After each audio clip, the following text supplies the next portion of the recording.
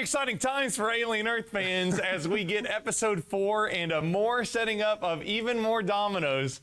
I gotta say, Grayson, however this show ends, it's gonna be bad for everybody in it. Yeah, I will say this episode is the most dialogue heavy that we've had so far. This is your standard filler episode. Yes. This is filling you in on everything that's about to happen.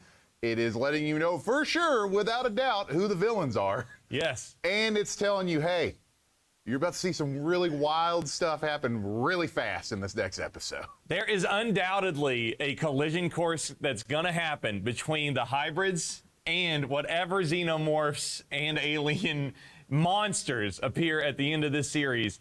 And once again, I am just so excited to know what happens. I think earlier I talked about how, I don't know if it was on this show or it was on a live stream we're doing, where I said an indicator of a great show is when you just want to plug in all the knowledge of what happens into your head immediately. And this one is a slow exposition heavy episode. So. But more interesting questions. And I was really scared watching it, but for some reason I thought this was episode 5. And I was like, oh, we don't have the real estate to answer all this. It's a halfway point. So that made me happy to see it said episode 5 coming next week. Yeah. So we have, we're back on Prodigy Island, and we get a whole lot of more burning inconsistency with how the hybrids are behaving and what they're thinking. You have more tests going on. You have more exploration of the synths that are running around.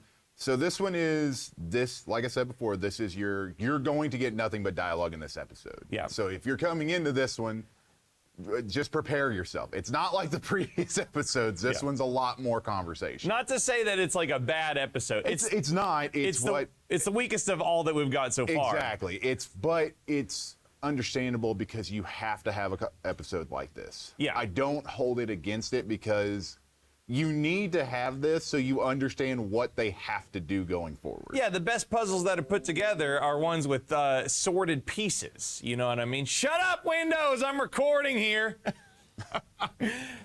So Wendy wakes up. She's deaf because they've turned down her frequencies and all this. Because they know that she's able to talk to... She has an alien frequency now. Yes. Which is cool. Has Boy Cavalier... For me, I thought... Boy Cavalier, I was like, he's going to be annoying. But for me, Boy Cavalier is an effective, annoying villain. Is he a good annoying to you, or do you not like him? For me, I see Boy Cavalier as a whatever character. Okay. He is what he needs to be, but for me, he is not the true villain of the show. Yes. At all. Yes. Which is cool. Like, I love the fact that he's playing the annoying role well, which he should be. Yeah, and I think that one of the best parts about this episode is our villain dynamics are currently in shift, because the villains, like the Lost Boys, could easily shift to villains by the end of this. Yep. We have Morrow, who is increasingly sneaky, and you are completely right. I did not realize that he had snuck that comm device into Slightly. And we have more development of Morrow, as he has now, let's stick with him before we move on. Yeah. He has manipulated Slightly to get some eggs. Yes, Morrow is very intelligent because he picked up very quickly on what they were. Yes. He picked up that they were children in synth bodies, and he knows that he is smart enough to trick them into what he does. These are manipulatable children. Yes, so Morrow is having conversations with Slightly to get him to get eggs, but the way that he does it is he tells Slightly what his actual name is to trick Slightly into giving Morrow his full name. And when he does this, in your head as you're watching it, Shaun, did you immediately go, oh yeah, this is about to get real bad?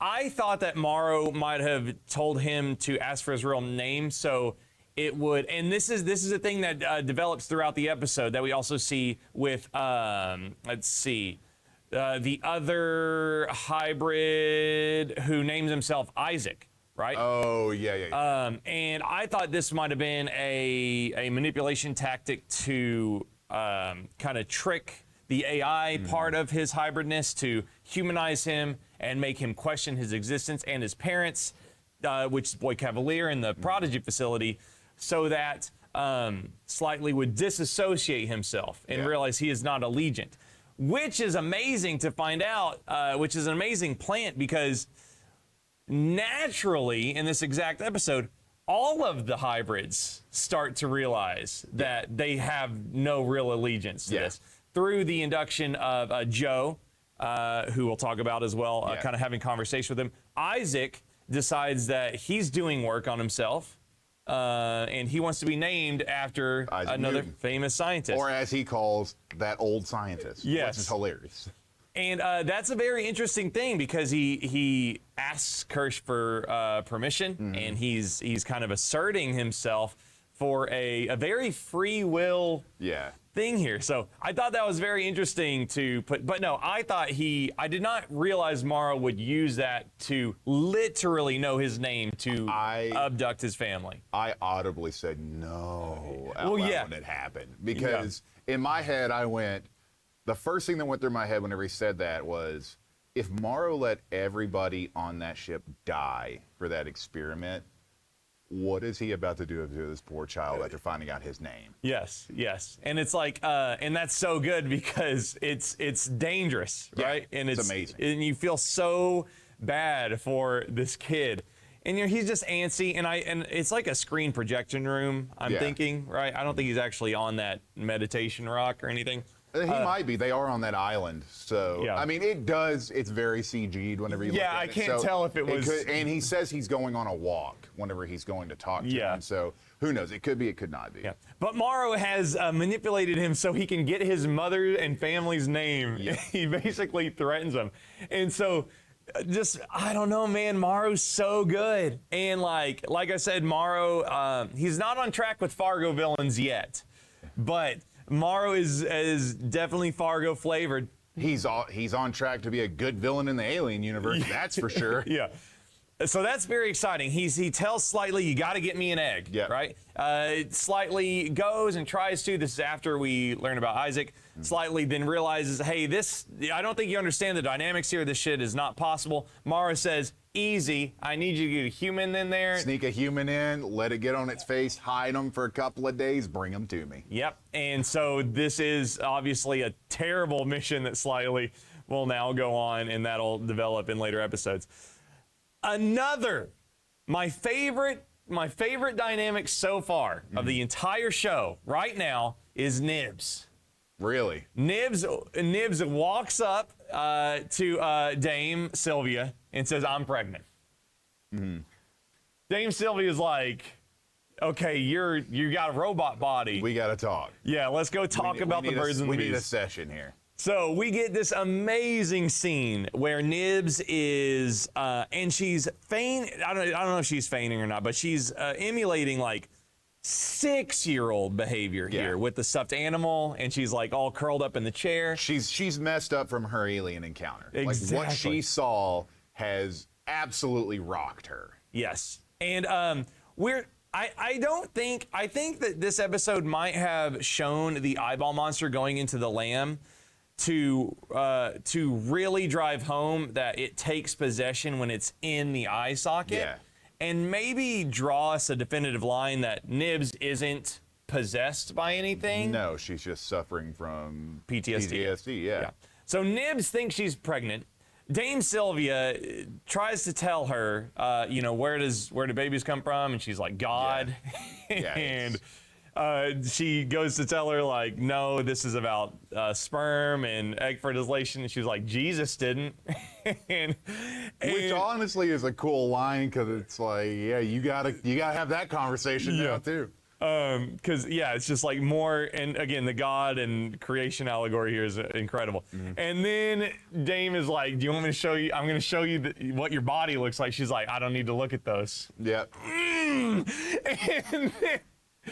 And then Dame Sylvie like really tries to drive it home, and Nibs is on this lady, man. Yeah, she tries to get her to explain what she saw on the ship, and that puts her in a frenzy. Yeah. It's at this point, it's so cool because you finally see, like, this whole show, I've been waiting for one of the synths to have that malfunction to show the violence.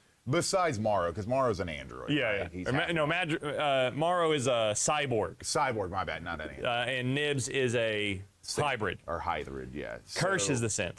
You've waited this whole time for one of them to have a malfunction, and it's finally happening. And it's terrifying. It is very scary, and Dame Sylvie is horrified.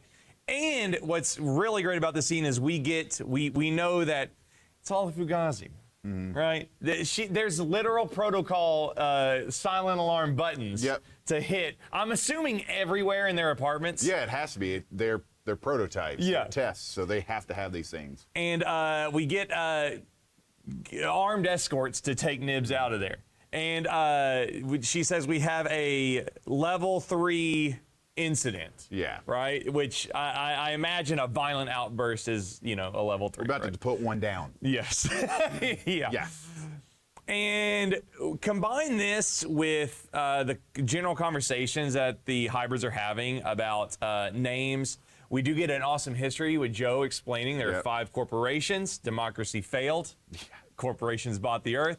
One could say that Alien Earth is very woke, Grayson. That's going to go badly. That's going to be an awesome conversation. And there are it's obviously Wayland and Prodigy are kind of like at the forefront. Well, we know later on in the Alien universe, there's not many left. That's for sure. Spoiler alert: Prodigy ain't gonna be around much longer. No, I don't think they make it. Something tells me Wayland's going to be able to buy Prodigy at a very low price. I think this Wayland group's going to be around for a while. That's just me. I can't wait to see what happens. Okay, so we get a little bit of power dynamics. Curly, takes kind of a back seat. She's there, but you can definitely tell her episode is coming. Yes, for sure. Wendy... We get a cool early on scene, or a mid-episode scene where Wendy can replicate any sounds that she's heard because Boy Cavalier says, "Hey, you're a data bank. You can just repeat whatever's in your hard drive." And so she makes the alien noises, and she can speak xenomorph. Which is crazy. Yeah, it's crazy. I would imagine Alien fans, again, diehard Alien fan here. This is where I could see peaks of the Alien elite being like, that's stupid. Or maybe not, because it might be in some of the novelizations and stuff. It could be. We don't know. And I think that's what I find so interesting about, and I hope any diehard Alien fans that are watching this right now can put it in the chat, or not the chat, but the comments, if this has happened before. Yes. To me, this is brand new. I don't remember this ever happening, but I've only seen the movies. Yeah, so if you know any novelizations or comics where this has happened, please comment below. Yeah, I would love to see that. And it all kind of leads up to Joe meeting with Adrian Edmondson's character, Adam Ines, who... Is he a synth? I don't Because he catches that ball really quick. Yes. His reflexes with him and Boy are really fast, so I'm thinking he is one. Yes, and it is like there's a little bit of dynamic here where it's like, does he answer for a higher council than Boy Cavalier? I don't think so. I think he answers to Boy. Yes. Because he never goes against what Boy says. This is true, right? But he does handle this conversation with Joe, and Joe's lung is out. He's got a new Prodigy lung inside of his body. We do obviously learn that our embryo is not implanted in Joe. They did put it inside of his lung. Which I'm glad, because it gives you more chance to do more stuff with Joe. Because right now, in my opinion, Joe is kind of the weakest character. Yes. He is definitely the... He is the random human that's just kind of there right now. Yeah, and I think Joe's role here is to obviously serve as really just the currency by which yeah. Wendy has to do what they say, Yeah. right? And Joe, we do get a cool part where he says, Joe, you can go and I'll bill you for the lung, or you can do a lifetime contract here. To pay it off. Yes. And so Joe is indebted. If he wants to see Wendy, he's got to work there. And my favorite moment of the episode is very, very small. There's a scene where they threaten Wendy with taking Joe away. Yeah. And I think that this line that Wendy gives is totally indicative of what the show thinks the hybrids are. Mm-hmm. I think this show thinks that the hybrids are 100% machine and AI at this point. Yeah, because she says, he's nice. Mm-hmm. And that is not a sisterly thing to say. He's nice. She should it should have been, he's my brother. Exactly, Yeah, right? cool. And I thought that was such a cool line because she gives a basic human trait that she coldly observes about him instead of... Yeah, that is a pretty cool scene. Yeah, I did enjoy that a lot. Yeah. So I was like, oh man, that is a cool line because it's very small. Or she might be intelligent enough to know that that's what Boy wants to hear as well, which is also really cool because I could see Wendy's character doing that. Maybe because manipulating him? Wendy is adapting very fast. Yeah. Faster than all of them are. And this all leads to what could be one of the greatest battles ever. Because the episode ends with the embryo hitting its growth period inside of Joe's lung. Yes. Busting out of there. And Which I gotta say, how do you not have glass that's strong enough to stop that? You mean to tell me you're just putting it in like this regular like window tube and it can just come on out? But if they would have, I wouldn't have got Chelsea going, oh, whenever it jumped out of the That's glass. pretty good. So I am glad the glass was too strong. But myself, oh yeah, my shit's getting layered. For me, whenever I'm watching that, I'm like, here we go. Let me see what a Chestburster looks like. Yeah. And they look different. Yeah. Like, they look different. I mean, we only have like a little fake one behind us, but this one's different looking. Yeah. And it looked good. His It little did. arm stuck to his body. I was dying laughing whenever I saw his little arms. Like, It was like, I was hoping they were gonna go. hey Grayson, what am I? I know that was so cool with a Chestburster because you don't really get to see that kind of stuff. Yeah. You only see it like slither away. Yeah, because we haven't had one just sitting there and kind of being entranced as Wendy uses her phonetic abilities We've to had them talk come to. through heads. We've had them slither off. This is the first. Yeah, we've just had a guy in a puppet going, Yeah. like that. Yeah. So Which is cool because they're exploring the Chestburster like Romulus showed off more stuff with facehuggers. Yeah. So this is really neat. and our episode ends with Wendy kind of just like talking to it. How you doing? Yeah. Chestburster's like, I don't know. We did kind of skip this part, and I really wanted to talk about it. Go for it. So Kirsch is my favorite character. Of course, this Kirsch is the show. best character in the show. The coolest thing with Kirsch right now is how Kirsch knows everything that's going on between Morrow and Slightly. Because Kirsch is listening in. He knows. Yes. Kirsch knows every single thing that's going on and isn't telling anybody and is also almost looking like he's getting really attached to the eggs, and he's just as curious to see what happens. Yep. But there's another side of Kirsch, and this is why his character is so cool, that is very freaked out on how interested Boyd Cavalier is with the alien as well. Uh-huh. Because there's a scene to where the little tentacle eyeball, who's my favorite? Yes. The tentacle He's eyeball a sweet monster, boy. This is my favorite one so far. Yeah. It is absolutely disgusting how this thing takes over bodies. And I can't wait for it to hit a human. I know. I am just dying to see what happens. It's edging us Oh so my hard. God. I can't wait for this. But Kirsch puts that eyeball in with a sheep. It takes over the sheep. And Kirsch is just kind of staring at it saying like, hey, it understands what it's And the doing. sheep is just like, The sheep stands up on 2 feet yeah, she goes, at first.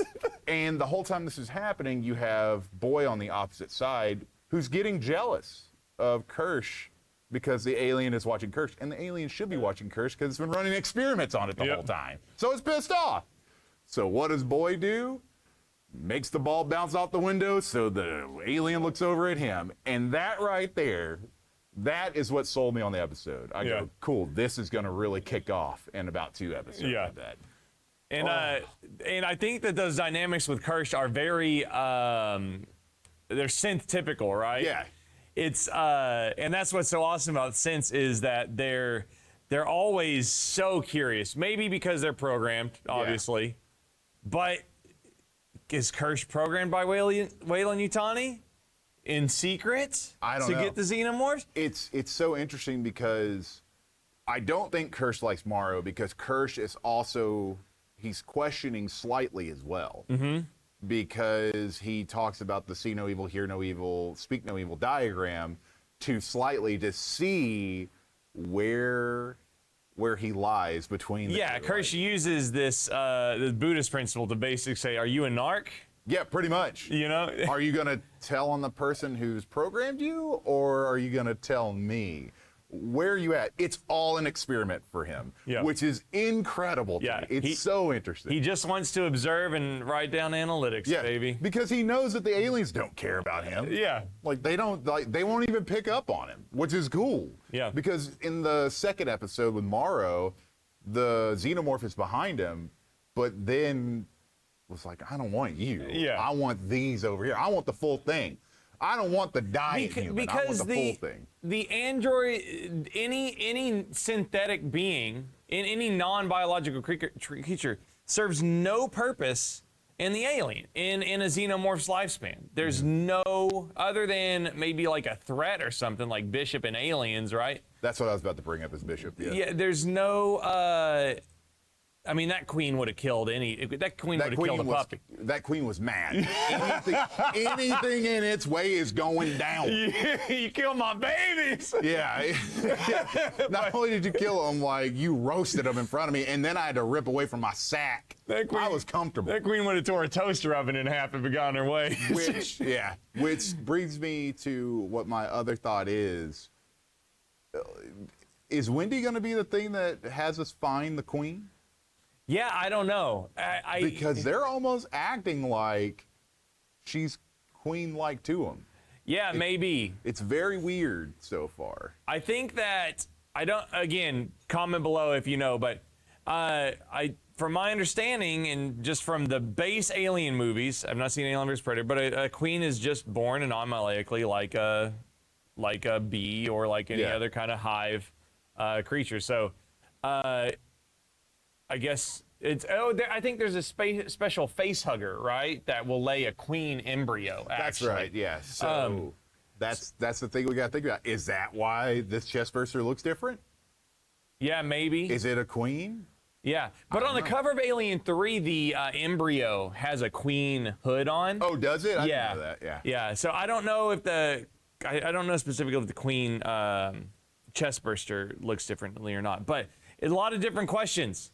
And it's like, I don't know if we're going to get that flashback episode that we wanted or not. What do you think?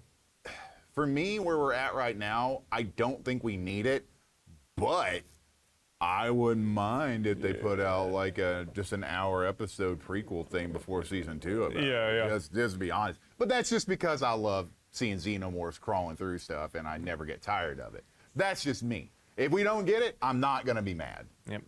What's very strange about the show is that we have kid consciousnesses that aren't in any danger from the xenomorphs, and the only humans that we're gonna be scared for are Dame Sylvia and her husband, Joe,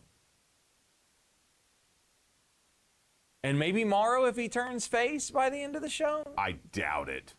But it is like, I wonder how this is all gonna come to a head if the xenomorphs don't see the hybrids as a threat. My hope, what I hope happens at the end of this, is that Kirsch downloads all of Morrow's information. Okay. So he has everything. That's what I'm hoping. That's an easy segue into the episode too. It is. Like, Kirsch is scanning the data and playing it out in his head, the report, and then we get to see it.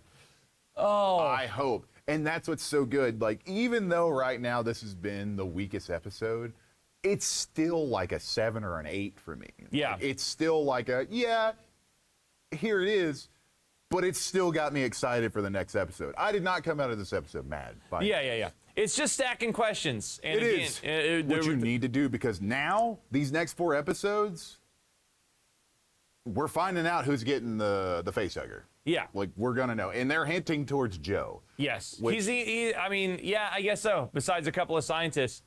Or it's going to be one of Joe's teammates who show up for like 3 seconds. Yes. Okay, yeah, thank you for reminding me of that, because we do get the remaining rescue commando folks to come in. There's and, 2 of them right now. Yes. And the guy with the cigar who was there but is not talked about now. Gotcha. Which is weird, because they say we're the last 2 of the crew. That's right. And they will undoubtedly be our fodder. Yeah, fodder or defenders. I think they will be defenders that get killed off to make you, because it's just like in Aliens. Like, you slowly get rid of all the people that can protect you to leave the people having to step up to protect themselves. Yep. So.